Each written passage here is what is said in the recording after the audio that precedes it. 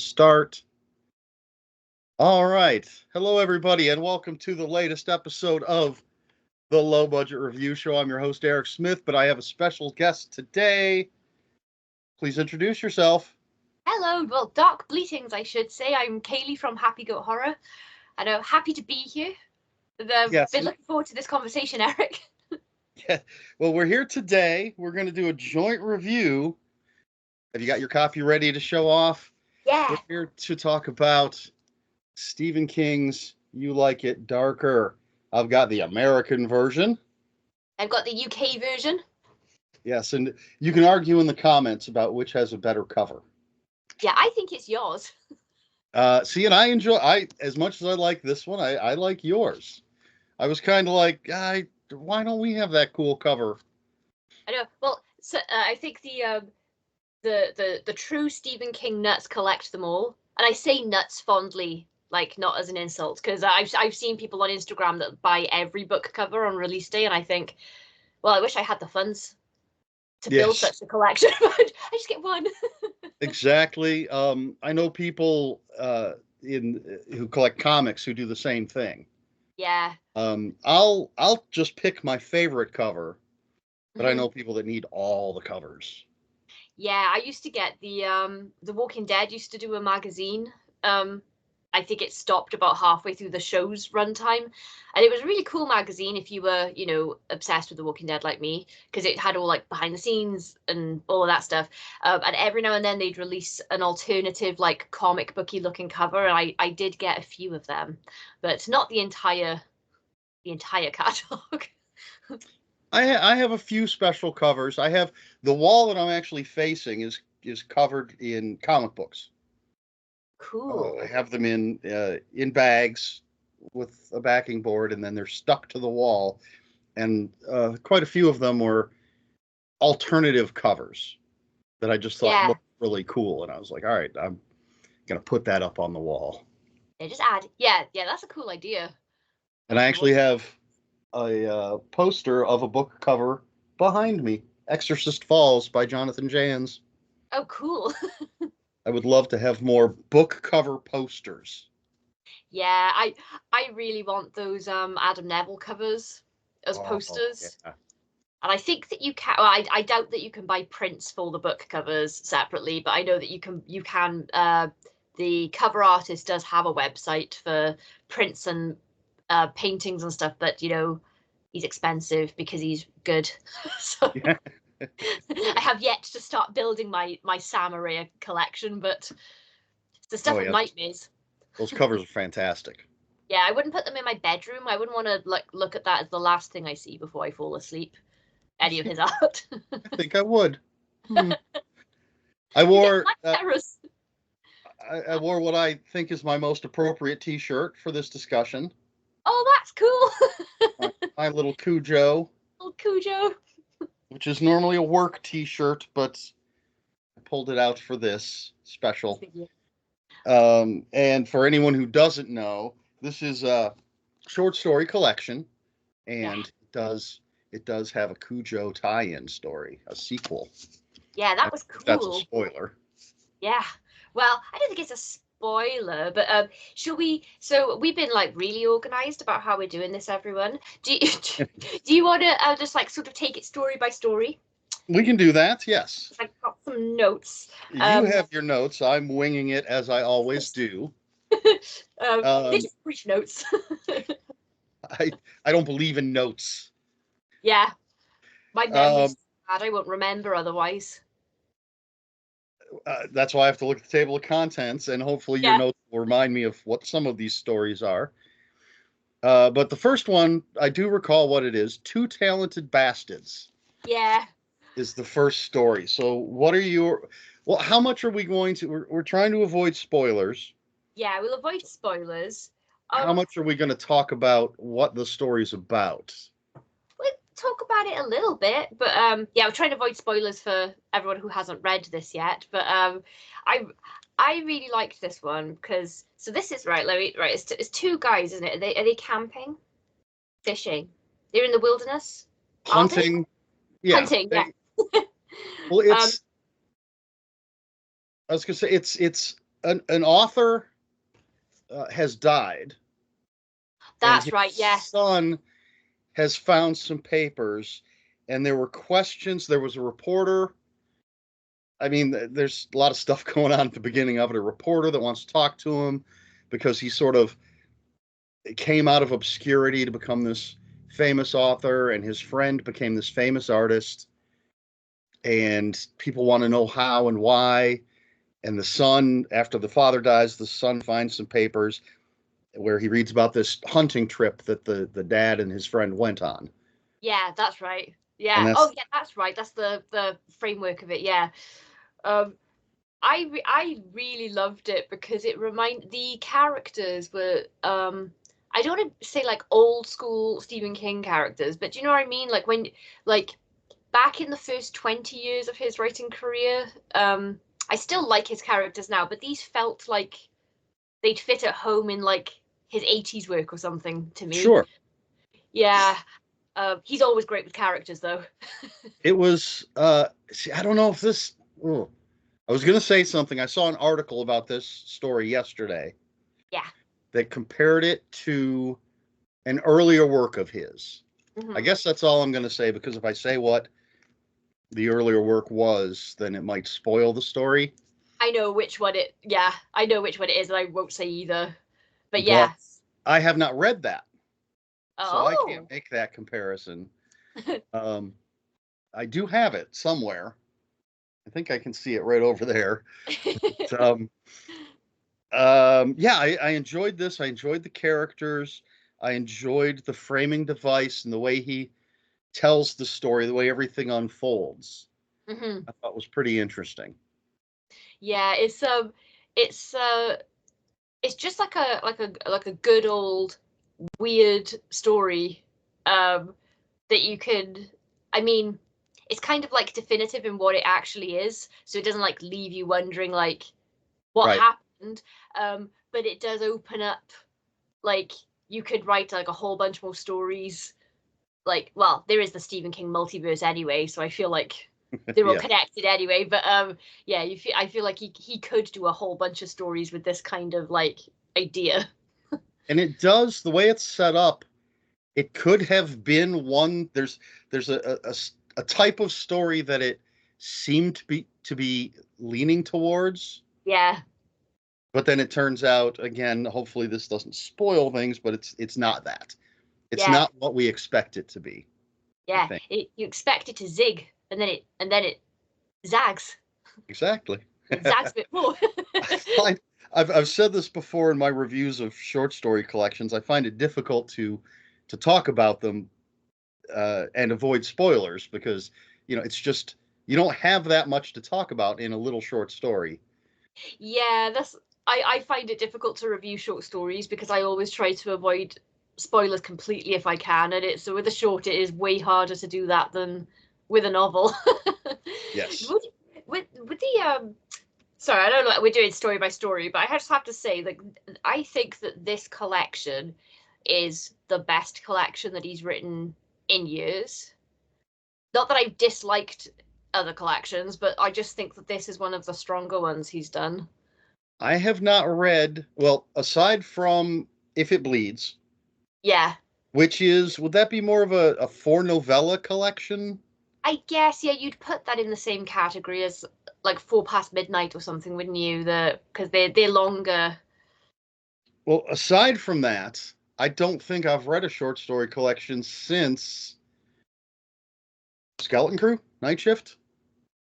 Oh, those are the first two, aren't they? Yeah. I've read Skeleton Crew, Night Shift, different seasons. That might be it. Okay. So There's there's tons and tons of his short stories that I have not read. yeah, oh, I moved my Stephen King bookcase. Now it's not there, it's down there now. But um there's Everything's Eventual, Just After Sunset, Bizarre Bad Dreams. Is there another one? The I Full might Dark No Stars, is that what it's called? Oh, Isn't Full that Dark No Stars. Um that is that one novellas? Hmm. don't Which know. one is all murder themed? Oh. That might be that. I think that's Full Dark No Stars. I think that that one has four stories in it as well, so like more novella length. Um, Is is Bag of Bones short No, stories or that's is a that a novel? novel. Okay. That's a novel. Yeah. Yeah, I I have no idea. I well, have a huge missing chunk of yeah, Stephen King when I stopped reading him for the longest time. yeah. Well, yeah. Well, there's quite a lot to read with Steve. It takes a while to get through all of his stuff, doesn't it? I had to like dedicate my whole, like, not an entire year, but I just read nothing but all of the unread Stephen King books until I finished them all one year recently. Well, anyone in the comments that's like read all of his collections, I'd love to know where other people would like rank this one in collections, because I think that I think Night Shift and Skeleton Crew are always going to be top Those are the collections to me. classics. Yeah, I think those are incredible books, but I would put this on third, I think, for his short story collections that aren't collections of novellas, because I guess I'd put those in a different category. But Yeah. yeah, I thought that all of the stories were quite strong in this one. I don't think I read any where I thought, eh.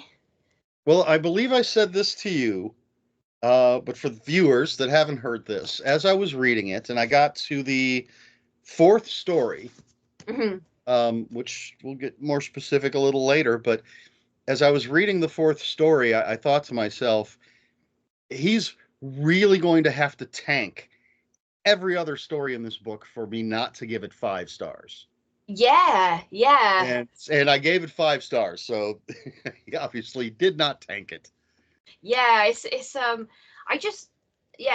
After every story, I thought like, and it's obviously like his style has changed a little bit over time, but not, I wouldn't say like super dramatically, even though he's been publishing for 50 years Uh, ish. well, when did Carrie come out? 70s. Yeah, that was, they just had an anniversary for that. Was it the 50-year anniversary? And then he was doing short stories, obviously, before that, right? So, Yeah. yeah, I'm not sure exactly how long his career has been. It's been a while, Yeah, quite a while. he's in his 70s now, isn't he? And I think Carrie was published in his early 20s. So I think we must be around 50 years for his publishing career. And I feel like this is like the best of both worlds, where we've kind of got his more like developed storytelling and writing style, but it feels like old Stephen King weird ideas Hmm. to me anyway, because I I like his new stuff, but I think I prefer his like old weird ideas. So Now, I felt some of the stories to me felt like just vignettes, like pieces of a larger story, yeah. which I suppose one could say about any short story because that's the nature of them. But they felt like like there was a larger story that he had and just plucked this piece of it out. Yeah. So I got that feeling with a few stories, and some of them felt completely complete, to be redundant, Yeah. I suppose. But which I enjoyed. There was another short story collection I read not long ago that gave me the same feeling. Oh, I think it was Dwayne Swarzynski's. Some of his stories Hmm. gave me that same feeling. Like there's this much wider world that he's completely developed, and he's just showing us this snapshot of it. Hmm. Yeah, I love that. I feel like there are more references to other Stephen King works in this that I picked up on as well, because obviously there's the Cujo tie-in, sort of tie-in, and then every now and then I came across like a name in here, and I was like, wait, I've heard that name before. Was this one of these stories to have someone named Carmody? I think there was a comedy. The last story just threw out a name as well. Oh, I can't remember now. I always expect to see a Meryl though, but I don't think there is a Meryl in this collection. But I I love it when he does that. I think there were a couple times where I was like, that sounds so incredibly familiar, and I would Google it and Yeah, see what would come up. yeah, Um, but again, I have such just a huge chunk of missing King time that I'm sure there's yeah. plenty that I wouldn't even recognize. There are a couple of other people on YouTube that I watch that are like they've more carefully sort of like charted Stephen King characters and histories and stuff. So that like they got like a much better like they could just recall those details way better than I can, and they could tell you the connections like from book to book and stuff, which would be a really fun project. But I'm not doing that because that would probably I'd have to reread all the books again, and I probably will reread a lot of them over time, but I'd have to reread them all in order. It's like a PhD project. I was going to say that would be a hell of a project. Yeah. I'm still trying to read the ones that I missed out on. Yeah, and he keeps publishing stuff. Yeah, and I have to grab that and read it. I said to Tim Leben has got a really big like when you actually look at his publishing history, I think he must have released almost as many books as Stephen King now. And I was like, I'm trying to catch up with them all, but you keep putting new books out. So it's like hard to keep up. Damn writers. Damn you and your awesome stories. I need to collect every single one like Pokemon. Exactly. Yeah. Well, excuse me. And you're not helping me. I just ordered two of the books that you've recommended. I'm sorry. I got the one. Oh. Was it Frostbite? What's that? Was it Frostbite? No, Frostbite is the one. I believe tomorrow is my review of Frostbite will go up. Oh, good. Yeah, I'm really excited to hear your thoughts on that one. The short story collection, the green cover. Oh, Conjured Darkness, the Michael Jeff Alexander. Yes, I couldn't remember all three of his names. Yeah. I just got that one the other day. It arrived. And then tomorrow should be arriving The Women in the Woods. I really, really hope you love that as much as I did, because I was I'm always so pleasantly surprised if it's an author I've never read before, never even heard of, and then I'm like blown away by a book. But I really love folk horror stuff, and I really think she nails it in that. So I'd be looking forward to when you review that one, especially. Righty. Well, we're actually reviewing this. Oh, I'm sorry. Yeah, just like randomly start talking about everyone else's books. That's why we're doing this together, for the conversation. Yeah, it's fun, isn't it? I love talking with other people about books I love that I've read.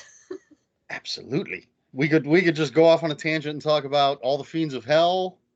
Oh, don't start me on All the Fiends of Hell. Yeah, no, we won't do that. Do that in another video, maybe. Anything else to say about Two Talented Bastards? I could, but we'd be going into spoiler territory for like towards the end, and I really don't want to, because it's it goes in such a good direction. So yes.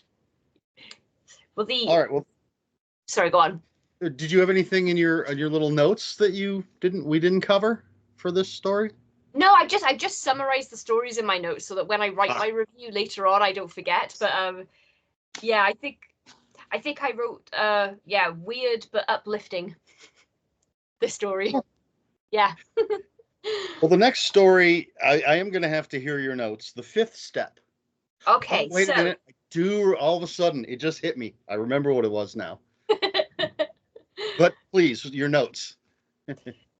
Right. So Jameson goes on his daily walk to Central Park, and a stranger sits next to him on a bench and wants to tell him stuff. Yes. I loved this one. It was shocking. Yeah.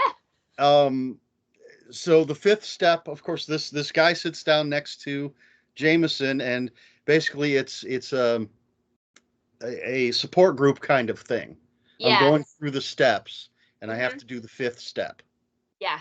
Yeah. And then, it takes a very dark turn.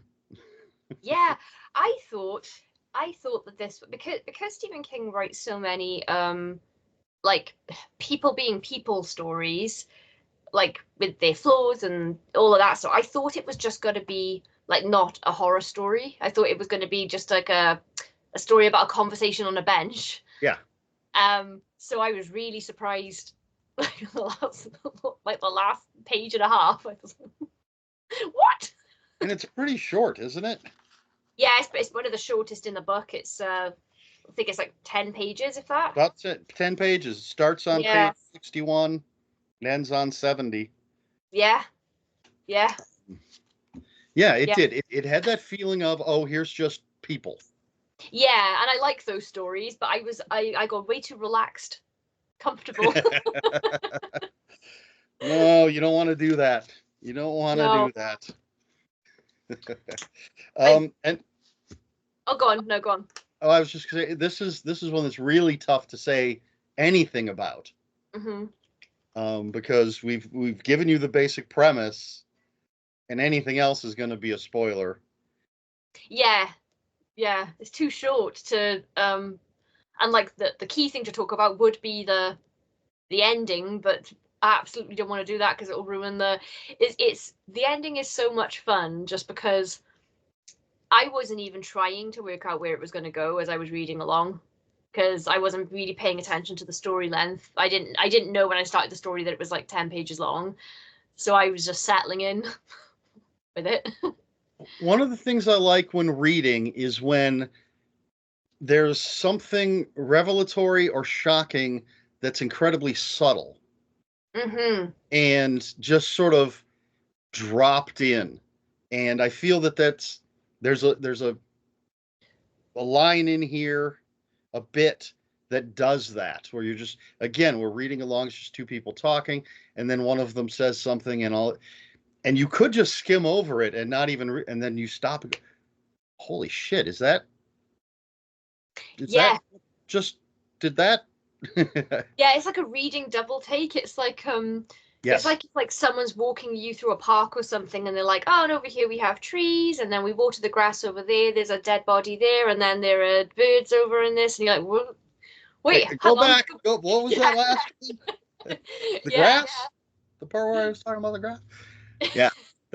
I got that from this. yeah. Yeah, it was so much fun, and I think as well.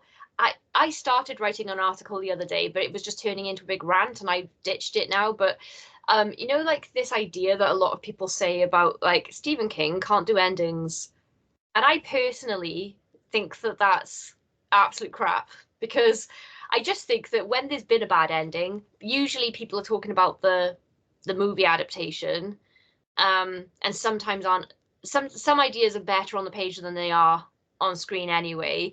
But I do think that mostly he does good endings. It's just that the few bad ones are the ones that everyone's like, oh well, like you can't do an ending. Look at this one. Like I know people were pissed off by Under the Dome and stuff like that, but Hmm. I think especially in his short stories, he's really good. Like I feel like he's really good in short story form, especially. And I would like this would be like a perfect example for me of like, oh no, he can stick a landing. Like Oh he's yeah, absolutely. yeah, yeah, I do think, and when you say bad endings, Under the Dome is the first thing that comes to mind to me. yeah, I love that book, and yeah. I don't hate the ending. It's just so bizarre, It yeah.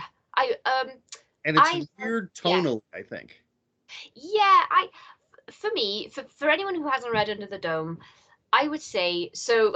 Game of Thrones, I would deter people from watching because of the last season. I'd be like, don't, because it'll ruin your enjoyment of the rest of the show. Whereas with Under the Dome, I'm like, oh, I wasn't a huge fan of the ending, but I loved the reading of the rest of the book so much. It wouldn't like put me off rereading it or Right. recommending it to someone. It was to be honest, I really don't know how he could have ended that. Um, I'm sure he had other ideas, but I'm not really sure how you can end a concept like Under the Dome. So, It just it's so out of left field yeah, that yeah, it's jarring, and I think maybe that's why so many people have a problem with it. Not that it's necessarily bad, it's yeah, just so out of nowhere. yeah. It was a bit. It was a bit, and it felt a bit like it came up on you really fast because Yes. like the book is big, and so you like take your time with it, and then you get towards the end, and you're like, hang on, wait, what? I do the double take thing again. I was like, hang on, did he just? And not that it isn't, not that there isn't some silliness to it. Yeah. I'm not completely defending the ending, but Yeah. yes, it is such a great book, and it does Yeah. not break the book, in my opinion. Yeah. No, I don't think it ruins the book. Like, but I know people who actually really like that ending because of the surprise, where people are like, oh wow, oh I like it. Like my mum really. Oh, hello, mum. She always watches all these videos, Eric. Yeah, she likes the ending of that, so I think people are split on it. But I do think in general he does a good ending, and yeah, especially in short stories. And I would point everyone to this one, like as to aid my argument that he actually does really good endings most of the time. Yes, absolutely. Yeah, that was called The Weirdo. Willie the Weirdo. Yeah. Your thoughts? Well, oh, I really like this one. I was just looking at the notes quickly. I was like, wait a minute. Yeah, so this is Willie and Grandpa, and they have something in common.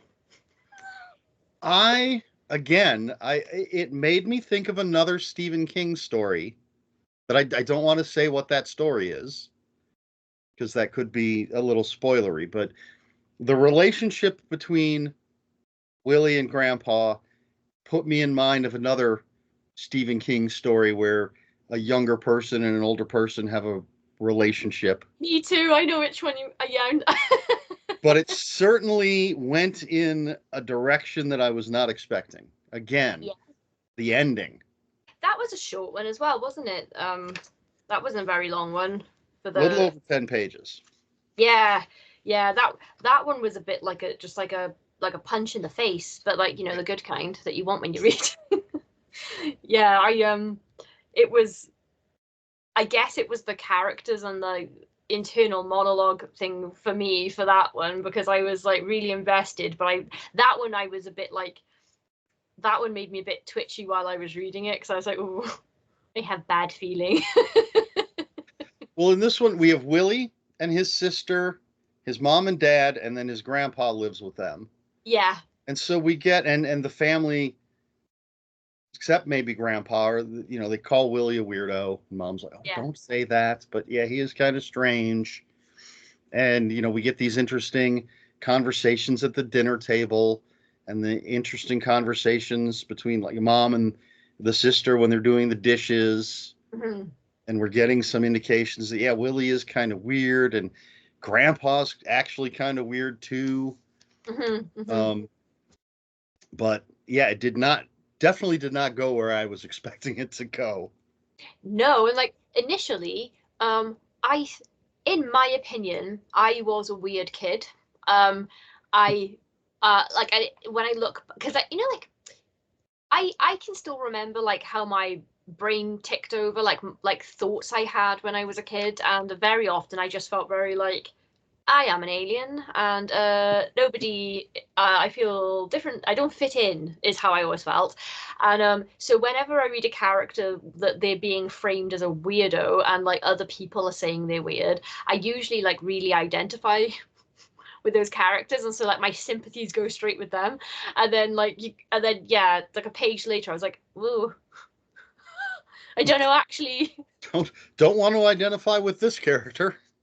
I'm disturbed that for a second there I really identified with this character.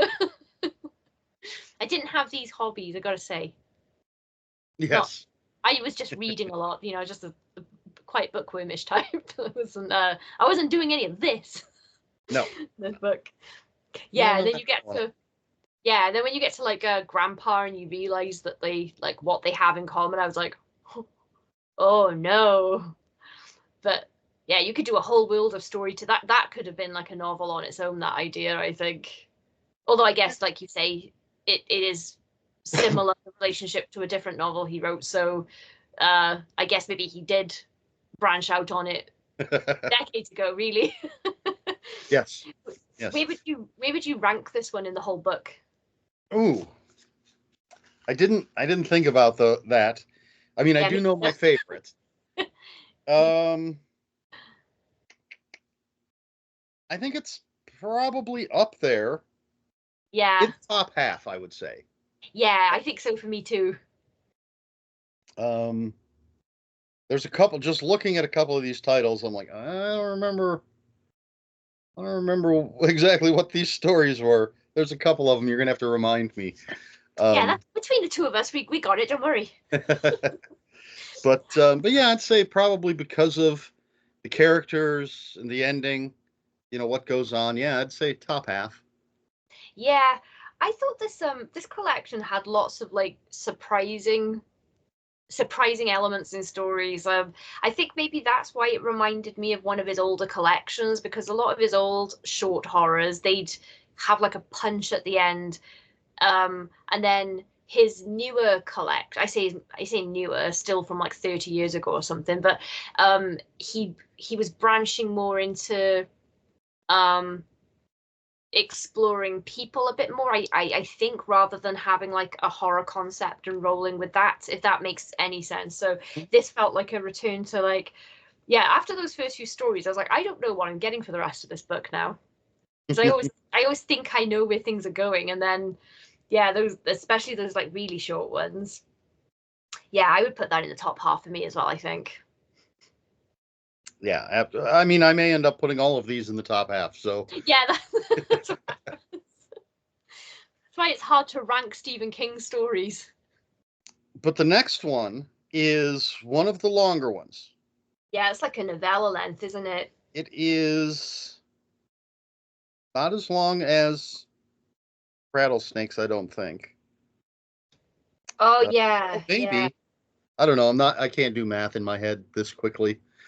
No, me too. But definitely one of the longer ones, and absolutely my favorite one in the book, and that is Danny Coughlin's, or Coughlin's. I say Coughlin's Bad Dream. Yeah, I see it that way. Yeah, this is a great story. This is the one, when I was reading it, I just knew, I was like, this is absolutely 5 stars. And the rest of this book is going to have to be trash, Yeah, the worst of the worst, for me not to still give it 5 stars after this story. yeah. It's about Danny Coughlin has a dream about a murdered woman, a young Hmm. woman who's been murdered, and he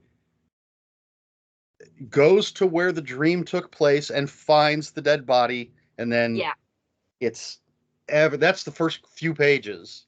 yeah, It's everything that happens after that, without, again, trying to avoid spoilers. yeah. Um, and I absolutely loved it. I loved the characters. I Hmm. loved the detectives, because Hmm. it does become an investigation. Um, it's again, it went places that I didn't expect, Hmm. and just beautiful, beautiful Stephen King. Yeah, it was great. I I liked all the characters as well. Even the cop character that I don't think we're supposed to like, but you can see where he's coming from. Yeah, Initially. Yeah. he's he's a great character. Yeah, yeah. Whether or not you like him or agree with him, he's a well written and interesting, compelling character. Yeah. Because if all you know initially is that a woman is dead, Yes. and you care about that, and all signs seem to point in a certain direction, I see why you might be an asshole to the person that you're convinced did it. So Right. yeah, yeah. That was And the person's reasoning, I had a dream about it. Of course yeah, you're gonna be like, what the hell are you talking about? yeah. You'd be side-eyeing that person, wouldn't you? Be like, it's a bit convenient. Yes.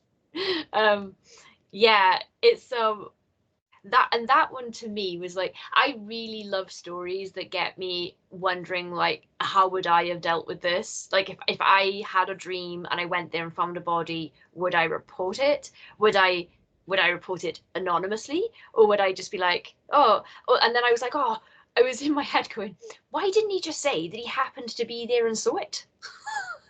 Or you know what I mean? Like, you start like how could he have possibly got out of like implicating himself in any way?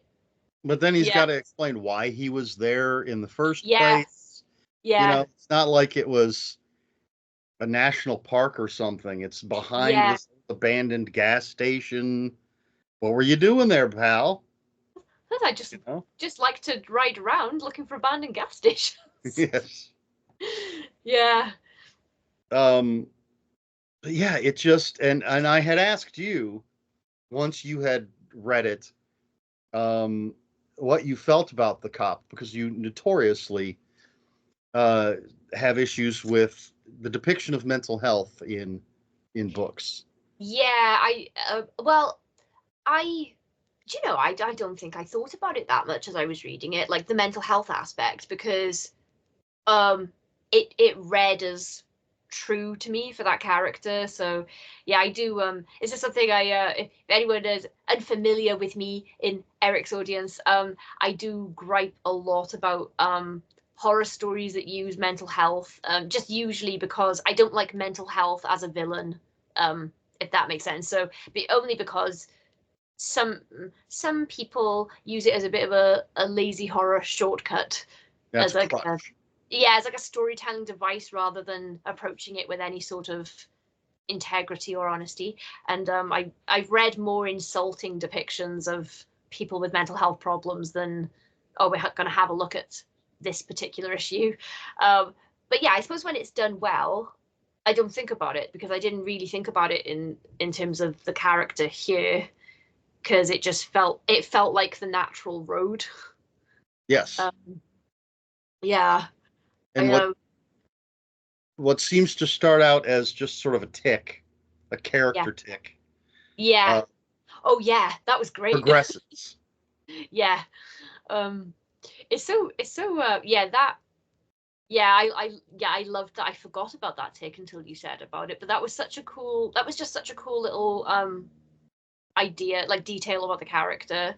Mhm. Um, I know people that have got little subconscious things like that. Not his particular thing, but things they do without realizing it. That you notice if you're out because you're not the person. Mhm. I don't think he'd mind me saying this. My brother just absentmindedly twirls a bit of his hair when he's talking to people or when he's deep in thought. And sometimes when I'm talking to him and he's like twirling, twirling, twirling, and I'm watching it like get like tighter and tight like this. And I'm like, oh, that's gonna start hurting his head. He never notices it until someone goes, "You twirled that hair into a almost into a dreadlock." I guess. But yeah, I love that kind of detail about characters. Yes. And I mean, Stephen King is a master at building the characters, making them Yeah, as real and three dimensional as one can in a book. yeah, and even though I've really the last few years I have really branched out of just reading Stephen King or Joe Hill stories, and I've read I don't even know how many different authors now, and great authors as well. And like I have discovered there is like a whole world of horror lit beyond Stephen King, but I do still think that no one does characters like him. The closest second for me is honestly Kit Power for characters. Um, oh no. Oh, you froze there. I was like, how long have I just been talking to myself? Nope, Um, I'm listening. Kit Power. yeah, Kit Power is an indie author that not enough people know about, and I'll keep bleating on about that until I die probably. But yeah, his characters are like a closest second to me for Stephen King level characters. What did you think of the other cop character? I liked her. Yeah, Um, and she's the what's the I just lost the term I wanted to use. She's the bedrock character, I suppose, hmm, as her partner. I'm trying to avoid spoiling anything, yeah, uh, but as her partner becomes a little more obsessed with the case, let's say, hmm, hmm, she's the one.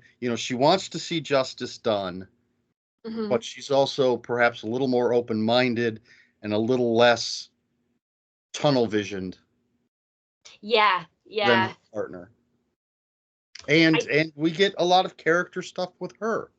Yeah, yeah, she was great. I thought that she represented that idea of like that I've lost a phrase I wanted to use now.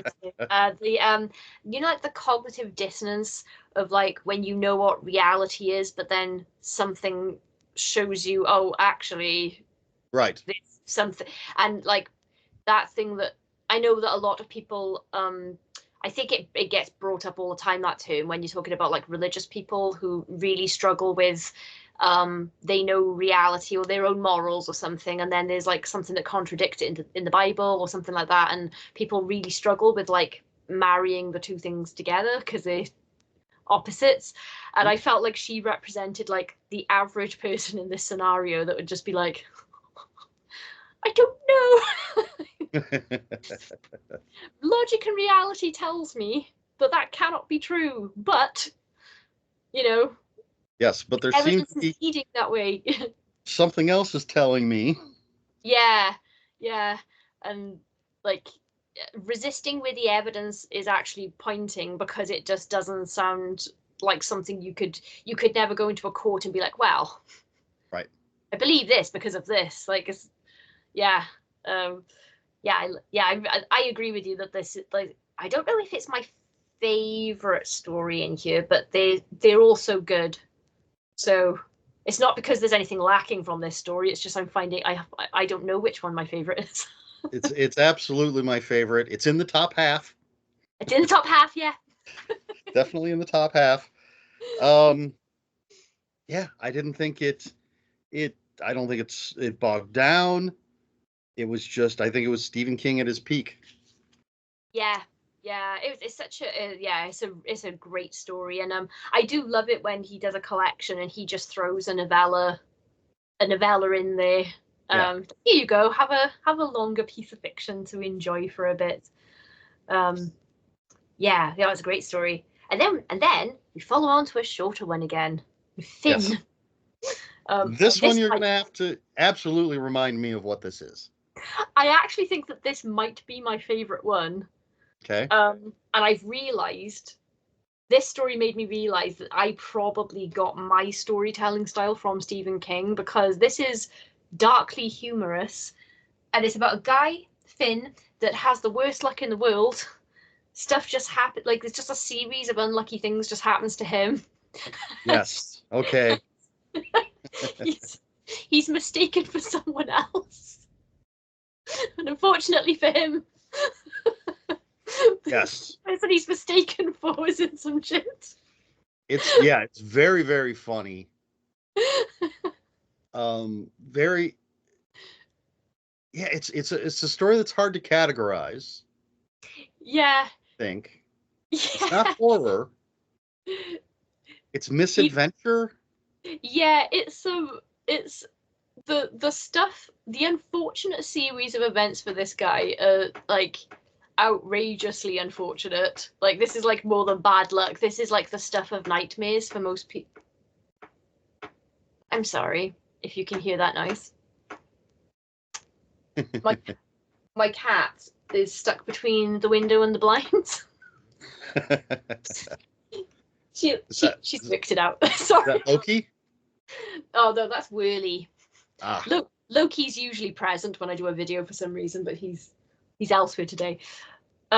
Yeah, sorry. So the stuff that's happening to him is not just like, you stub your toe or you spill your coffee. It's but his own attitude about what's happening to him is very like, oh, of course this has yeah. happened to me. Like, Yeah, it's just to be expected. yeah. I think that's what makes it so funny, because he didn't have to write it in that tone.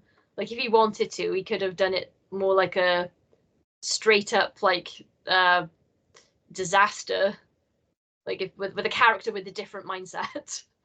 Yeah, it could have been like a dark thriller kind of story.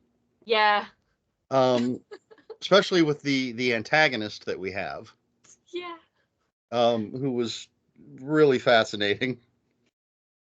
yeah. I'd like to think that if ever I was unfortunate enough for something similar to happen to me, I'd like to think I could approach it with humor. But you know, in real life, no one could. Yeah, yeah. So for those who are interested, I don't think I'm spoiling anything. Basically, we have this character whose whole life has been plagued with bad luck, and he is abducted because the abductors think he is someone else. Yeah. And that's And the then, setup for what's going to happen. and of course, when he tries to tell them that, they're like, "Well, you would say that Yeah, because we caught you." So, yeah. yeah, and I mean, it is really quite horrific. Like that's quite a frightening. Like that is quite a frightening thing to happen to anybody. But yeah, I can't stop like I was laughing so much as I was reading it because of how it's written. So Yes. it's definitely the funniest one in the book, I think. Like overall, like in tone and stuff. Who knew Uncle Steve could be so funny? Yeah, and he is funny sometimes, but not normally. Wacky. Yeah, yeah. When I was yeah. So apologies to Eric. Like Eric's just been waiting on me, everyone, to finish this book. He finished this way before I did. My life went a bit mad over the last month, Well, so you were busy reading 63 books in 1 month. I was, and then yeah, and then I've had this last month. We've had plans that have taken us out of the house every weekend, and that's not normally my routine. And I usually do all my reading on the weekend, so it took me a while. But so when I was making notes on all of these stories, just recapping them to make sure I didn't forget them. And then when I was like rereading my notes today, I was like, oh yeah, this whole book is solid gold. Because it's taken me weeks to read it, so I'd forgotten some of them. But yeah, that's I think that's what was it called, Finn. I And think that one's quite different to his usual style, mhm. but very Stephen King still though. Um, Yes. yeah. Yeah. What was the Another one that next? goes in the top half. Yeah, they're all in the top half so They're all far. in the top half. Well, on Slide In Road is the next one. Slide In Road. Yes. Oh, I remember this one now. Oh, this I make do. it top half too. This might be the, without necessarily remembering everything else, this might be the only one that's at the bottom of the top half for me. The bottom of the top half. Bottom of the top half. Um, this is the one with the family going on vacation, right? Yeah. Okay. Yeah, and I think this is another one that's just sort of feels like a slice of life lifted out of a bigger story for me. Um, and it's the husband and the wife, her Mhm. father or his father, one of It their didn't say fathers, which one, my note, but one of um, them. and then two kids, Yeah. two young kids, going on a trip, and they've taken a side road because the grandfather told them to take this route, I Mm. believe. And then it's just something that happens Yeah. on this road. Hmm. Um, and this is the kind of story that gave me sort of a Joe Lansdale kind of feel, Mm. simply because a lot of his things are sort of backwoods, wrong place, wrong time Hmm. kind of stories. And that's Yeah. what this felt like. Not the writing style. I wouldn't say, oh, it was written just like a Joe Lansdale story, just sort of the vibes of it. Yeah, it made me really nervous. As soon as certain characters turn up, I was like, Yes. oh no. And I I was really frightened because I think we've talked before about I really prefer supernatural horror 9 times out of 10 because real world horror uh, I don't really like reading horror stories about stuff that can actually happen because I get paranoid. Well, not paranoid, but you know, like I don't read home invasion stories normally, for example, and I definitely didn't read them when I lived on my own because um, I always feel I'm full of like a grim feeling after those, rather than if you're just reading about zombies ripping people to pieces. It's not really the same. Hmm. But this one had me like all Yes. tense and yeah, Absolutely real world horror. Oh yeah, yeah. Um, and I think that I was like, because it's like so suspenseful, I was like on the edge of my seat with it and like couldn't put it down. And I was again like doing that thing where I was like, oh, how would I get out of this? And it had nothing. And it's not that long. It's only about 20 pages. Yeah, And yeah. it's, as always, it's the characters. We've got, I mean, quite a few of the pages in the beginning are just meeting the characters, getting how they interact with each other, what their relationships. I mean, not just the familial relationships, but their Hmm. relationships with each other. Um, I'd say it's got to be halfway through before we even get to Yeah, uh, the stuff yeah, thing that happens. yes. And that's just, again, a great hallmark of Stephen King's writing is that he can pull you in when it's just people in a car. Yeah. Um, yeah, and yeah, so it's only when you kind of like get to that the inciting incident, as it were, Yes. and which usually is closer to the start of a story. But yeah, it's only when you get there you're like, oh, it's this kind of story. Um, and I think Stephen King, I think he does generally prefer to end on a cheery note. However, when he doesn't, he goes really dark sometimes. So I was like, oh my God, I do not know. I didn't know which way he was gonna go. So I was like, yeah, shit.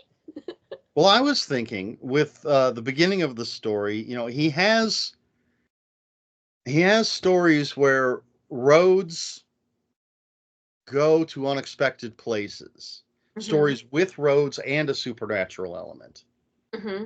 And I was somewhat expecting that sort of thing at the Yeah. beginning of the story. Oh, where's this road going to take them, or what kind of transformation are they going to go through because of this side road that they've taken? Hmm. It's not. It doesn't. The GPS doesn't seem to be working correctly, if I remember. Um, Yeah, I think that's right. Yeah. and so it's like, what's the supernatural catch going to be? It's not that at all. Yeah. Um, So for me, that's the twist, is that it wasn't. There was no yeah. weird supernatural twist. And the other thing I really liked about it was what you were saying earlier about how a lot of these feel like a little snapshot of a bigger story. I had me wondering more about Grandpa. Yeah. Oh yeah. Yeah, I love Grandpa. And I was like, ah, you could write a whole. Surely there could be like a Grandpa prequel. Yes. Yeah, um, yeah, that one got me feeling all nervous and maybe that might have been the most uncomfortable I was reading any of them. Just for the stuff that freaks me out personally. Yeah, I could see that. And I think people who read Joe Lansdale will understand the comparison that I've made. Yeah, And yeah, speaking of, we were talking about characters and great character authors. You said Kit Power. For me, Joe Lansdale. yeah. Just, I mean, Hap and Leonard, the Hap and Leonard books. I think they're the greatest duo in literature. Um, and I've always said I could just read. I would read a book if he wrote just Hap and Leonard sitting at a kitchen table talking for the entire 200 pages. Yeah, I I'm in for that. They're such yeah. amazing characters, and he definitely is an author that goes to dark places. I'm So gonna this have to story, read more Joe Lansdale. what's that? Gonna have to read more Joe Lansdale. I'm not very familiar. I mean, he's got horror. He's got straight up horror stuff, but best known for his Joe Lansdale or his Joe Lansdale, his Hap and Leonard stuff, which is mystery thrillers with the two best friends in all of literature. Oh, cool! I love that. And actually, have you seen? Um, there's a movie coming out. He's had a few things made of his stuff, but there's a new one coming out called The Thicket with Mm. Juliette Lewis, Peter Dinklage. Yeah, I think I've seen some news of that. Comes out. There's a trailer out now. It comes out in September, I believe. Mm. And it's actually one that I have not read. So I just ordered it so I can read it before the movie comes out. That's typical that's one you haven't read yet. Yeah, well, I can see all my Joe Lansdales. I've read over half of them, but there's plenty that I haven't gotten to yet because there's just so much stuff. But yeah, Joe Lansdale, one of my top 3 authors of all time. Oh, cool. Well, I'll definitely have to yeah, I'll have to read those because I do put your recommendations on my wish list and then I wait for Santa Ah, to of to course. surprise me with whatever from the wish list. But you know what it's like. The TBR pile is Yes. never ending, so I never know when I'm gonna get to the stuff. But I tried to do that read what you own challenge this year. I got to 64 books of my own, and then I broke my book buying ban in quite a big way. Well, I do have, just in physical copies, over 1,000 books I have not read yet. How do you fit them all in your house? Well, can you see the space that I'm sitting in? That's all the Yeah. space I have. I'm Just make yourself local. trapped in this little tiny space surrounded by books. Yeah, I'm gonna have to. I have no shelf space in my office anymore, so the books are gonna have to move elsewhere around the house. And now I have to make that decision of which ones, though. Which ones are banished from my office? I don't know. Oh no. I Like, might make a Stephen King display downstairs on one of my big bookcases. I have 4 book carts that are filled. And then there's, just from where I'm sitting, I could see 1, 2, 3, 4, 5, 6, 7, 8, 9, 10 piles Mm-hmm. of books.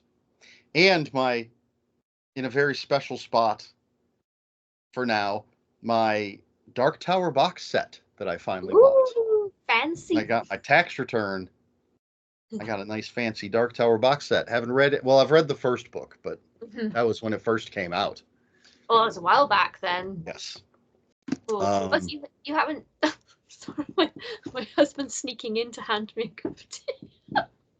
Happy anniversary. Oh, did you hear that, babe? He said thank you. um, the stealth. Then I didn't hear him come up the stairs with it or anything. Um, yeah. So you've never like done the Dark Tower journey properly yet. No, I was very excited when The Gunslinger was first coming out because it was Stephen King. It's going to be this weird Western, Mm-hmm. and I was not happy with it. Yeah, yeah. And then when the extended edition or author's preferred edition, there was another edition that came out, and I said, all right, well, let's try it again. And I only got about halfway through it, Mm-hmm. and I stopped. But everybody keeps saying, just get to the second book. Yeah, I picked up that first one and I really didn't like it and I was like on the side of people like I thought it was a complete snooze fest and I wasn't really interested in everything and everyone like all of the women in my family read Stephen King and they've all read The Dark Tower and they were like, "Oh yeah, the first one isn't like the best. Just get to the second one and if you don't enjoy the second one, then abandon it." But then the second one was incredible and like yeah then I mean there are better books in the series than others like with any series but yeah I'm gonna join the ranks of people telling you to just get to the second one. Well, I will eventually when I get to it, decide to dig into it. I will reread The Gunslinger because it has been ages. Yeah, What's funny is it's got one of the most iconic opening lines of any yeah, book, maybe the best opening line and and then it nosedives. Um, yeah, eventually I'm going to dig into those. The next Stephen King I plan on reading, barring any unforeseen circumstances, is Doctor Sleep. oh I've never read it, yeah. and I've never seen the movie because I want to read the book first. But I was listening to the Kingcast podcast, Yeah. and they had Dan Lloyd as their Oh guest, wow. and How the cool. guest co-host was Mike Flanagan, and so they were Oh. talking to Dan/Danny Lloyd about being in The Shining, Kubrick's The Shining, and then the fact that has a small part in Doctor Sleep. Yeah, it's a little cameo. And I was like, I guess it's time for me to read that. Oh, that's I based on what I know about your reading preferences, I think that you'll really like Doctor Sleep. I was pleasantly surprised by that one because writing a sequel to The Shining is quite a ballsy move. Because The Shining is still one of his most like famous and beloved works, and I thought, oh my god, I don't even know how you get into the headspace of going. Do you know what? I think I'm going to carry on with this story because people are going to be. I think people would be extra critical of a sequel rather than like a standalone novel. So especially Yes. for that one, but yes, I personally like it more than The Shining. So Interesting. yeah. Well, I'm looking forward to your thoughts on that one when you get to it. Well, I've read The Shining twice. Hmm. I read it um, when I was just reading. I just read it in general. And then when I was at Bowling Green State University, I took a fantasy literature class, and it was one of the books for that class. Oh, really? That's So so I read it cool. again. Oh, it was probably one of the coolest classes I've ever taken. We had to read The Wonderful Wizard of Oz, Yeah. do Androids Dream of Electric Sheep, Yeah. which I'm a Philip K. Dick fan. Yeah. Excited to read that. The Shining, The Power of Myth by Joseph Campbell, Hmm. which I had already read. Yeah. Um, Being There, which was a Peter Sellers movie based on this book, Being There, which was a very funny book. And then 9.5 Weeks, Oh, wow. That's. the Sex Times book. I didn't know there was a Which, book of that. what's that? I didn't know that there was a book of that. I just thought there was the basically pornographic film. And that was the part of the class I did the worst on because I could not find a copy of the book. Mm, And so when it came time to the tests, I had to go off of having seen the movie. And apparently yeah. there's some pretty big changes because I did not do well on those tests. You did your But best. I read everything else for that class, and it was all good stuff. Cool. But Yeah, it that was, sounds like a great reading list. The only reason that I never did an English lit degree here and I chose different courses is because I looked at the reading lists and this is no disrespect, but it was all classics, um, Pride and Prejudice, things like that. And like not that those books aren't great, it's just that's just not my preferred reading. And I was like, there was nothing but I'm sure it's changed in the last few years because uh people are a little bit less snobby about other genres now. But at the time I was like, this doesn't feel like it's gonna be like really interesting to me to study just like book after book of classics written in right. the mid 1800s to mid 19. So I just thought, but yeah, that reading list is great for for a class. Absolutely. And we got to, well, I didn't, but he showed Blade Runner. But I find that film incredibly boring and didn't bother showing up for the second day, the second half of the movie. Oh. I had tried watching it before, and then I went to he showed it over 2 days of class. I went to the first one, and I was like, nope, still bored out of my mind by this movie. So skipped the next class and came back in when we were back to discussing the book, which I love the book. Yeah. I don't know, the movie does nothing for me.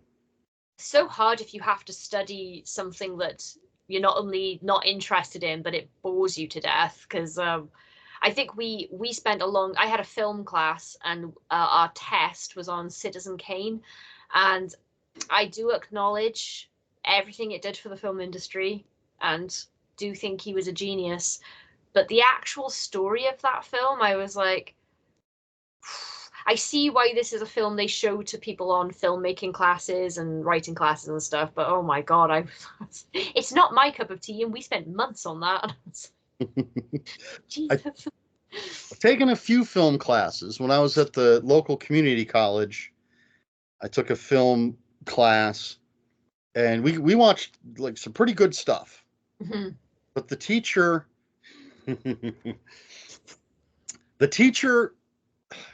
was able to make a film class boring.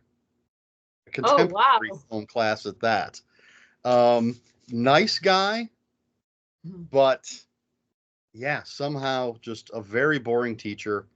And he thought there were, I forget what movie it was specifically, but there were a number of movies where he would censor part of the movie for the class because he thought maybe it was too graphic or too offensive or something. And it would be movies that I had seen.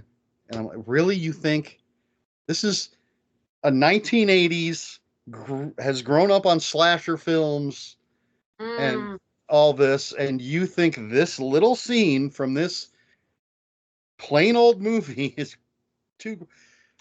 Oh, someone getting gassed in an oven, like in their kitchen. Wow. Okay. I forget what movie it is, but somebody's murdered by having their head shoved in the oven and the gas turned on, and he thought that was too graphic. And so I'm going to skip over this part. That seems just so strange for a class, though. To like, oh, I'm going to show you this film, but not all of it. Yeah. But great class. And then when I was at Bowling Green, I took an Italian cinema class. Oh, cool. Which was interesting. Yeah. But anyway, let's move on. Yeah, we've digressed. Sorry, everyone. Red screen. So on Slide In Road, red screen. What is red screen? I don't recall. I'm just looking at my notes. Oh, this was really good. I've done that with every single one so far. Top half. A cop arrests a guy because he killed his wife for a reason. Oh, yes. Yes. Yeah, that was another one with the ending that made me go, ooh. Yeah. Okay. I remember it. I remember what the title means. Yeah. And it's sort of the... Oh man, this is a difficult one to say anything about the story. It's really short again. Yeah. Yeah, I don't want to give anything at all away. I don't think we can really talk about this one that much, Eric, apart from that this is a proper horror idea. Yes. It's really short and make you paranoid about everyone you see. Yes. This is another story. It reminded me of another short story I read. And I can't remember what it was, whose collection it was in. Well, and I can't say anything about it because... Yeah. I don't want to give anything away. It's just somebody has gone to their neighbor's house for a reason and sort of been chased back to their own house. That was my story. Is that your story? Yeah. Thanks for bringing it up. I thought for a second, I was like, but I thought, I was thinking it was the first story in a collection, but it's not. Yeah, it is. It is the first story in the, yeah. It's the first story in the end? Yeah. Okay, because I know it's not Corpsing. Corpsing, I know what that first story is. Yeah. Well, there you go. Yes. Yeah. Reminded me of that. Oh my God. I've never been so complimented in my entire life. I mean, you shouldn't be too complicated. I couldn't remember it was or complimented it. I couldn't remember it was your story. Well, that's fine. That's fine. I'll take any sort of Stephen King comparison. Yes, it reminded me of that story. Oh, cool. It's made my day that you said that. Which was a great story. When I reviewed that book, you had that thing where it was just this very subtle sentence on the first or second page that makes you do a double take. Oh, thank you, Eric. I appreciate that. Thank you. As I was reading, I'm just like, la la la. Okay, this is wait, what? Walking on the walls or the ceiling? I don't remember now specifically, but it was something like that. Yeah. Yeah. Oh, cool. But it's just placed. It's not emphasized. It's just in the middle of what's going on. Yeah. Well, you can see where I've got that from now, I guess. I must have absorbed that technique over my years of reading Stephen King. Yeah, I don't yeah, we can't really talk about this story without spoiling it, so let's just move on to the next one. Well, people who have read your book and know that story might have an idea then of Yeah, the ideas in this story. Red Screen, yeah, but very it's a good really story. good one though. Yeah, scary. We got All right, the then we have the Turbulence Expert. This one I do recall. That's good because my note just says I'm not sure what to make of this one. It is a very odd story. It's a guy who seems to be on call Mm-hmm.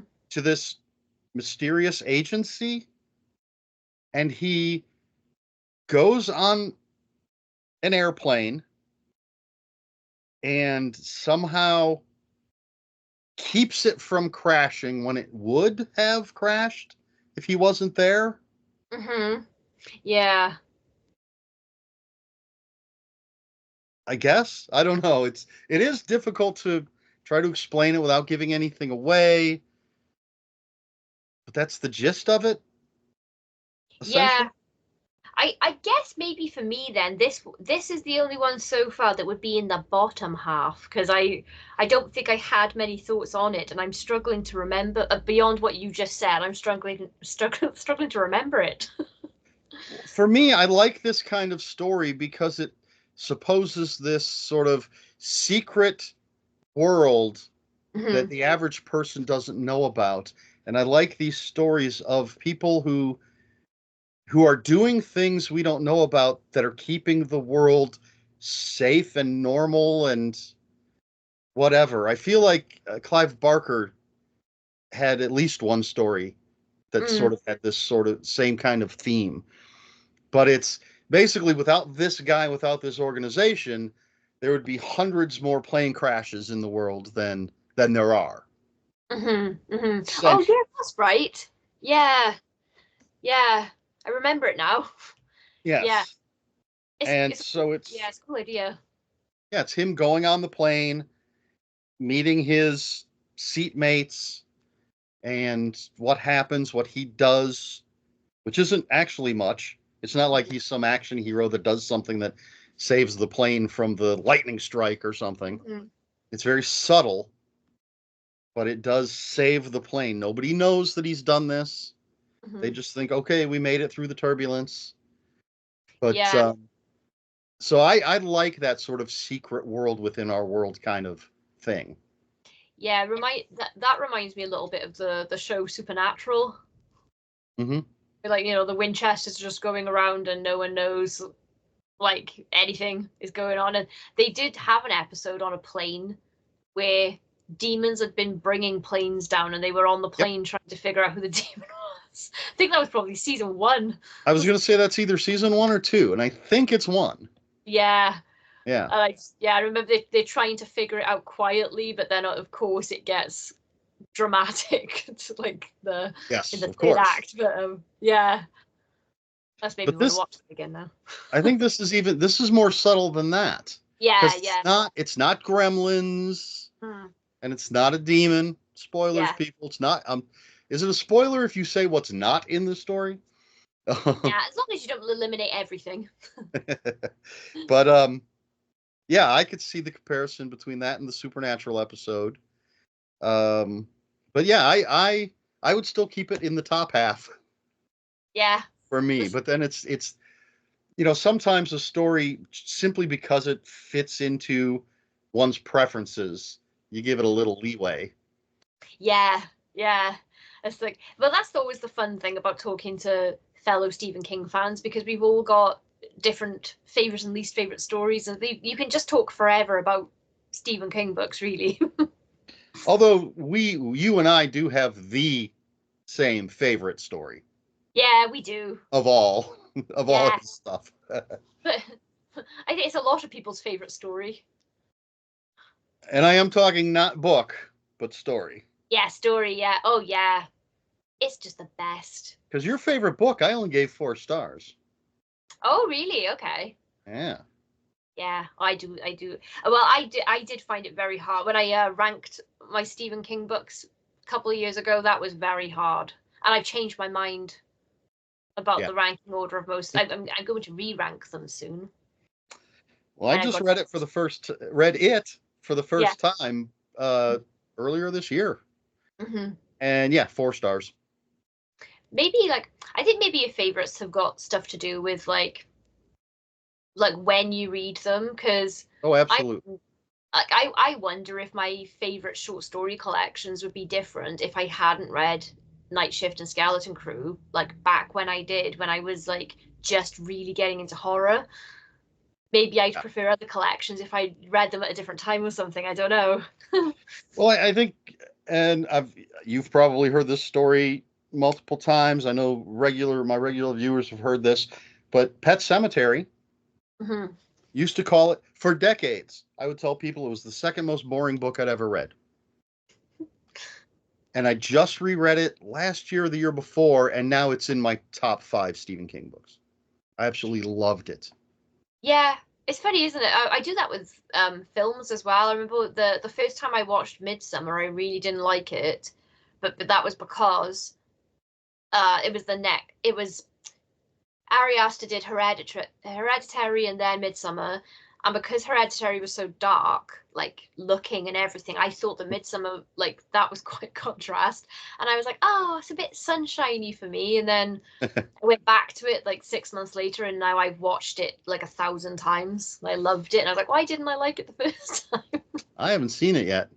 Oh wow, yeah, it's I really mean, I good. know everything that happens in it, Yeah, but I do need to watch it. yeah, it's great. It's a feast for the eyes, that film. Like every frame of it, there's stuff to look at. So yeah, I don't know. I must have just been in a darker, more dismal frame of mind when I watched it the first time. Well, after the turbulence expert, we have Lori, Yeah. and I don't remember what this one is. So an oldish man has lost his wife, and his sister, who is worried about him being lonely, brings him a dog so that he's not alone. And he doesn't want the dog at first, but sort of takes it. And I mean, that's kind of the story. Um, Yeah, I vaguely remember, but yeah, I'm not getting any details popping up for this one. yeah, I think that one I think is just about like well, to me it was just like a man and his dog. Just sort of Like slice of life. yeah, like yeah. Oh, wait, where's the page number?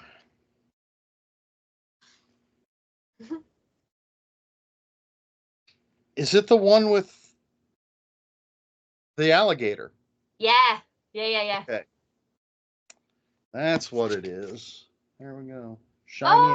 Oh, oh, I get it now. Thought it was a little island. I can like, see it now. Shiny alligator. Yeah, Um, okay, yeah. That's another one. Yes, definitely like a piece of the story plucked out and handed to us. yeah, yeah. I really liked it because as far as like incidents go or anything, apart from the alligator, but it's not like this. I mean, this isn't a horror story, but I just thought it was lovely. Yeah, Yeah, it's a nice little character piece with this something thrown in at the end. yeah. He does people and relationships really well, and um, I'm very obsessed with my cats. They're family to me, so I really appreciate it when people write cats and dogs and pets in as members of the family, rather than they're just people could take or leave them. I never understand it when I read or watch stories where there's a pet and something happens to it and no one really seems to care that much. Like I'd be devastated. So I liked this little doggo in the story. It was cute. Yes. Yeah. Mm. Yeah, that was again top half. Yeah, yeah, yeah. There's not really much to say about it though, really, is there? I suppose.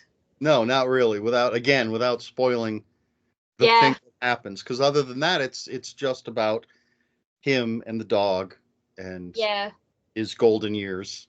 yeah. Like, his life is looking a bit different to what he's used to, or I guess what he would hope for his later years. So it's like readjusting with his new little friend. Little doggy friend. And after that, we have what's either the longest or second longest, since I didn't do the math. Longest. I checked. So Danny Coughlin's Bad Dream is the longest? Yes. Okay, so second longest. And the sequel to My Little Cujo, Rattlesnakes. So good. I yes. really, really like this one.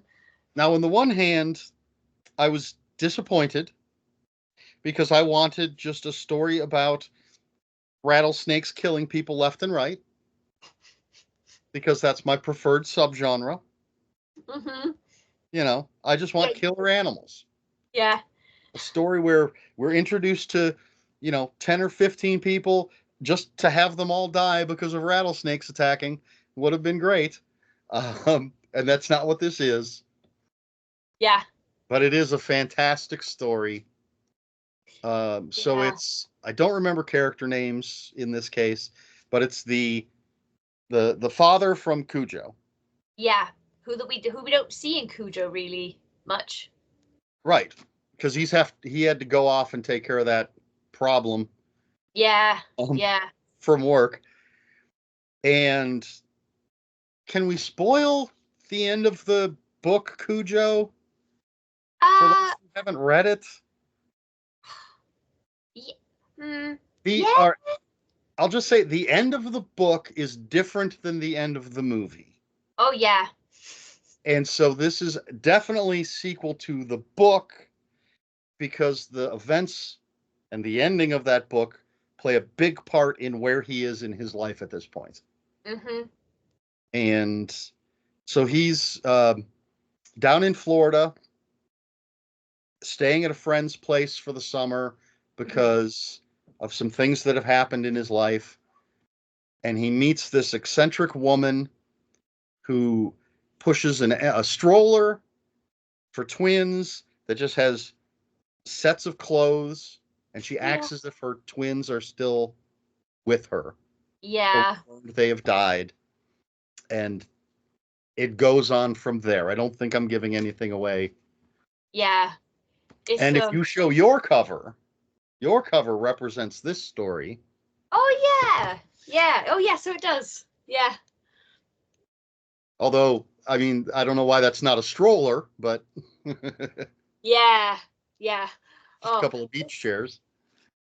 I really like this story, firstly because I never expected to see another so it's like a Cujo sequel, but like there's no Cujo obviously, because this is years later.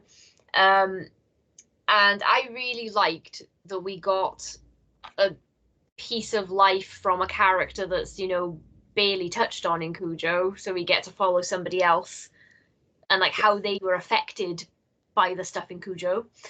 And I wouldn't say that this is like really a horror story, but there's some horrible imagery. Well, no, it is, isn't it? There's some really horrible imagery in it, with those sets of clothes and stuff. And yes. It's creepy. it's possibly, I'd have to look through it again, but possibly the most spooky of stories in this book. Yeah. I think. Yeah, I'd agree. It's definitely a very spooky story. Again, I had no, aside from just wanting killer rattlesnakes running rampant, no expectations for what this story was going to be or where it was going to go. And so I was very surprised at what the story turned out to be. Yeah. Yeah, and it keeps unfolding. And I'm not one to analyze the things I read. I'm not that smart. But I do think it is, it's about grief, and it's about holding on, and it's about letting go. And at least that's what I think. Yeah, it's like there's quite a lot going on in it emotionally, and then obviously because of the events happening, you're questioning a lot of stuff. But yeah, I feel like some of this is probably I probably look a bit too deeply into stuff sometimes, but I feel like some of this is like the stuff of nightmares for Stephen King. The main character, like what, like the turn his life has taken, it would be terrible. And yeah, it is really spooky, and it's the way he's describing the sounds, like the squeaking. I was like, oh, Squeaking wheel. Yeah. There is one particular image a little later in the book or the story that involves the main character. I'm trying to do this without spoilers, but get you to understand what I'm talking about. Yeah. When he wakes up in the middle of the night, and I believe he goes into the guest room. Yeah. Sees something in the bed that is so bizarre as to be horrific. Yeah, it's horrible, and I know exactly what you mean. And there's a podcast called Talking Scared. They had Stephen King on as a guest recently talking about this, and they brought up that scene as well as just like the stuff of nightmares, like it's ugh, it's like shuddering. I'll have to Yeah. listen to that. Oh, it's really good. Yeah, it's a good podcast. Especially, I take my hat off to anyone that can get Stephen King for a podcast, because he doesn't really do them. He was on the Kingcast. On the Kingcast, yeah. Which, yeah, I have my list of podcasts that I listen to every week. Mm-hmm. I'll have to add Talking Scared. Yeah, it's good. Always has that. Yes, it's always just author interview, like in-depth author interviews, and he always gets like great guests and stuff. So, but yeah, no, this story is like super creepy and spooky. And what I read into it was the lady who's lost her twins and she's still pushing the pram around. I really liked the difference in. I feel like it played with like perception, like how you're perceiving these things. So like the way that she perceives like the stroller is different to the way that he perceives it. And yeah, can't spoil stuff, but just things are different to the way you think they are. Do you think this all happened because he was polite to the weird neighbor lady? Yeah, I felt like because everyone else in the town sort of regards her as a bit of a nut. But he's got a lot of empathy because he's also lost someone. And he was kind. Yes, he sort of indulged her fantasy. Yeah. And that might be the inciting incident. Yeah, and it's like the kind of thing that any nice person might do, just to, because they're thinking about making the other person comfortable or whatever, or just there's no harm, you think, in I'll just go along with this, it's fine. And then it's like halfway through the book then you're like, oh no, he shouldn't have. That's why I'm never going to do anything nice for the rest of my life. Yeah, that's why when you see any stranger, you just completely blank them. Just pretend you can't see them at all. That's the lesson I took from this story. Never be nice. Yeah. If someone's a little bit nutty, you go, "Hey, you're nuts. I'm not joining in with you." I won't even have a tea party with my little niece. I don't want you. Nobody at that table. There's nothing in this cup. This is real tea. You little 3-year-old. Your doll can't talk or eat cookies. Exactly. Thanks, Stephen King. Yes, that's the lesson we should all take from this book, everyone. Is shut down anything fun or nice. In case. Yes, absolutely. Probably my second favorite story. Definitely in the top half. Yeah, this one might be my favorite, actually. It's just so hard with it. This is such a good collection. I'm gonna have to pick a favorite at some point, but I don't want to. This is why on my interview show I make the guests pick their favorite thing to talk about. I can't pick a favorite. Make somebody else do it. That is smart. Yeah, that's the last big story in the book, and then there are two more, and then Yes. the next one's called The Dreamers. I don't recall what this one is. This is a scientist and a guy are messing where they shouldn't be a messing. Don't know why I said it like that. They're getting people to drink something, and then they sort of hypnotizing them. Oh, And yes. yeah. The guy that's very good at typing. Hmm.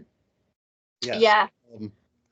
Yeah, they're trying to take people to a particular place when they're hypnotized or dreaming or whatever. Yeah, picture the door, open the Yeah, door. yeah, Uh, yeah, I liked this one a lot. yeah. It was And creepy as well. top half. Yeah, the- yeah. It was that this one was like really creepy as well. I thought. I liked the main character. He was an interesting character Hmm. because he had learned. I say typing, but it's whatever it is. Hmm. Not Hmm. dictation, taking dictation, but I Yeah. guess. But he learned that helping his sister learn it. Hmm. And so he's very, very skilled at it. And he's working for this temp agency and answers an ad for a scientist Hmm. who needs someone to keep notes. And yeah, it's these dream experiments. Hmm. And then, yeah, of course, things happen. It's a Stephen King story, so things happen. Yeah. I like I don't like typically in stories I'm not a huge fan of dream sequences, unless it's something like A Nightmare on Elm Street, because that is the plot. But I don't like dream sequences that are just thrown in to like write a spooky scene that Yeah, doesn't really have anything to do with anything. But like I like the idea of dreaming explored like this, because we still just don't know that much about dreams in real life.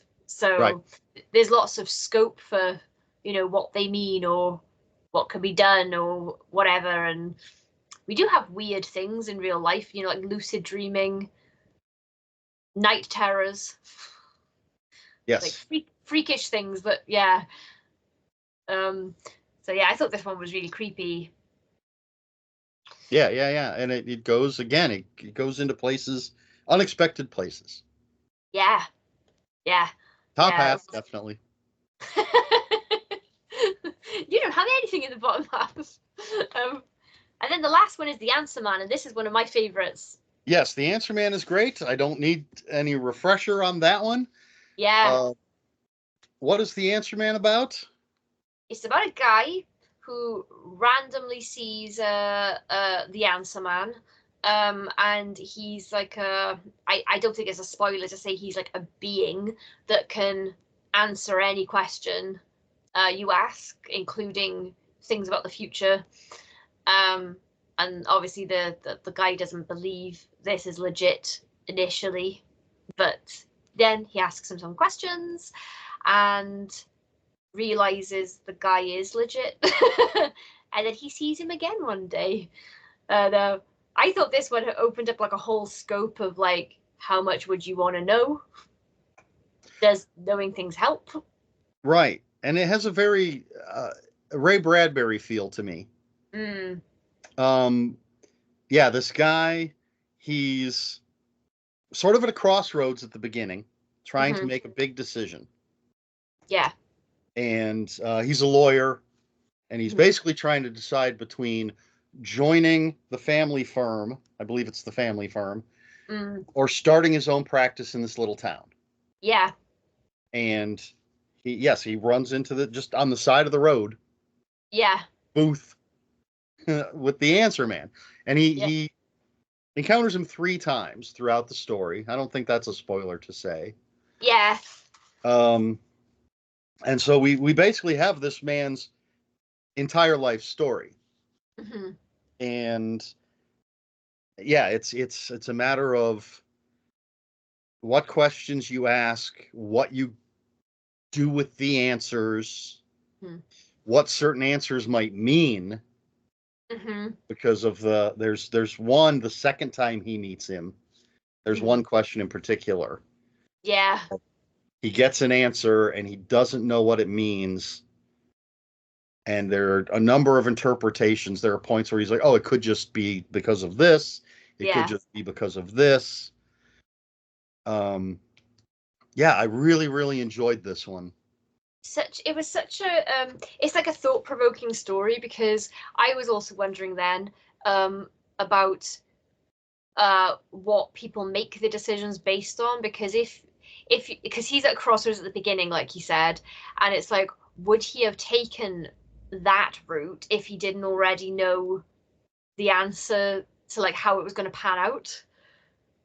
Right. If you know what I mean, like does the answer man telling him stuff, is Influence. that what actually, yeah, is that what actually steers him on his path, or is it the other way? Like, would he have done it regardless? I don't know. And yeah, I was sat there then thinking, oh, what would I ask the answer?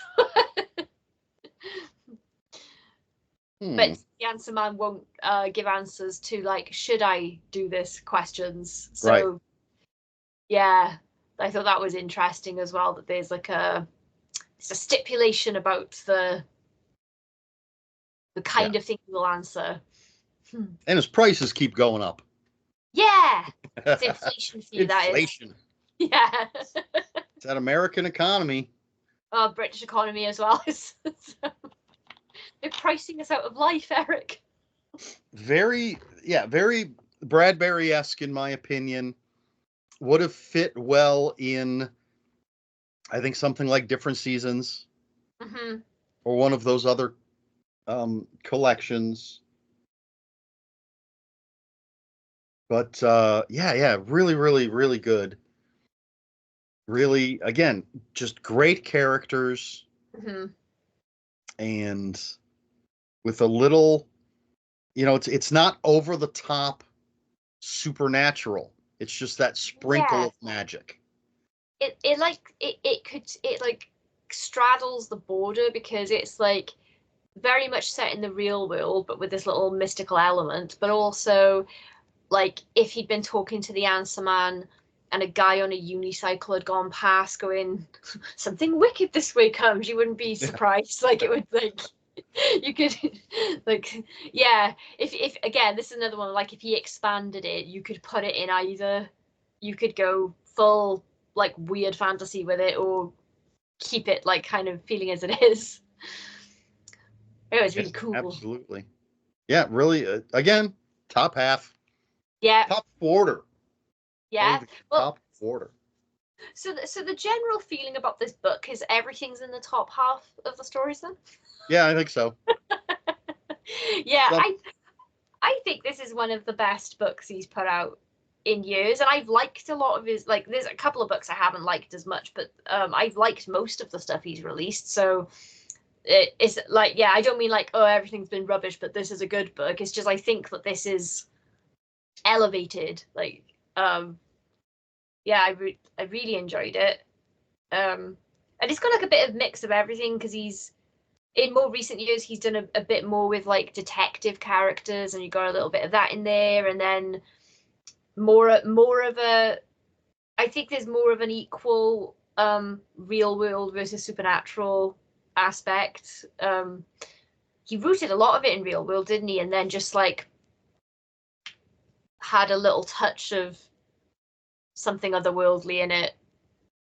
well, even Danny Coughlin's Bad Dream Mm, only has that slight touch, yeah, something otherworldly. That's basically the catalyst for the rest of the story, which is real. Well, till the end, real world.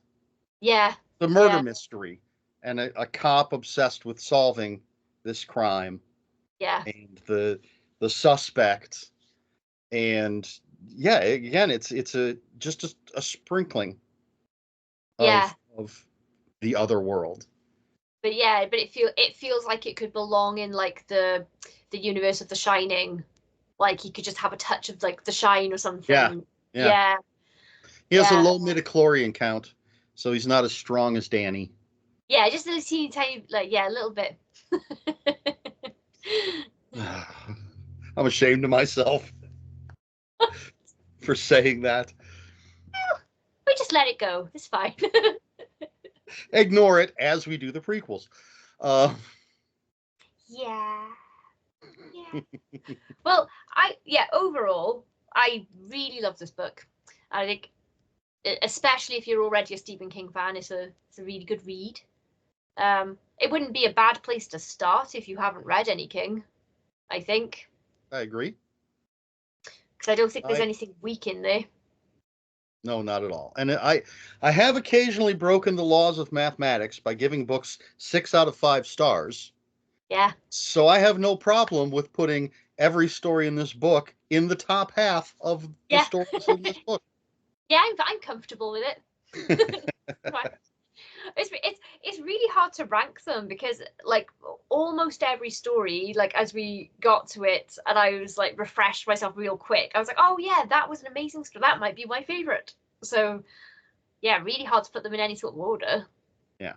In Again, fact, that's why I make my guests do it. I'm not going to do it. yeah, I would actually go as far as to say that in terms of short story collections, even though I do think I do think I like Night Shift and Skeleton Crew more still, but I could easily put my ranking order of stories for those two books, whereas this one I would really struggle. I think so. Yeah. Decades since I've read Skeleton Crew or Night Shift, but they're iconic short story collections. Yeah, they're both just gold though. There's hardly anything in those either that's a bit I would love to see this in like a retro paperback. Yeah. Um, with an 80s type of cover. Yeah. I feel like it would suit it. Yes, that would be fantastic. All right. Anything else before we end this that you want to talk about? Promote your own work? Nah, leave off promoting my own work for this one, I reckon. Well, I'll promote it for you. Everybody, check out Happy Goat Horror, the Oh, thank you. website, the YouTube channel, wonderful interviews and other book ranking videos and things on there. Um, check out Kaylee's books, Corpsing and The End. Can't really Both. get corpsing anymore, Eric. What? Oh, Out of print. go to the Just the end. secondary market and find Corpsing. Um, I, That's all right. but The End, Yeah, the ends are out. absolutely available. And both great collections. So check that stuff out. I'll throw some links down in the description. Thanks. All right. Thank you very much for joining me for this. Yeah, thanks for doing this. This is way more fun than doing it by myself. I will have to do it again sometime. And folks, just jump into the comments and let us know what you think about anything and everything, sort of what we covered. Yeah. I'd love to know what everyone else's favorites are from this collection if we're like in alignment. Are they all in the top half for everybody Yeah, they else? all. Please like, share, and subscribe, all that usual YouTube stuff. I'm not going to go over everything that I normally go over. People, my regular viewers, know what I have to say at the end of these. So thank you, Kaylee. Thank you to everybody who watched. Do you want to give us your closing? Yeah. I love the way you close the video. Yeah. I spoke over it. It's fine. It's fine. Bleed. Bye-bye.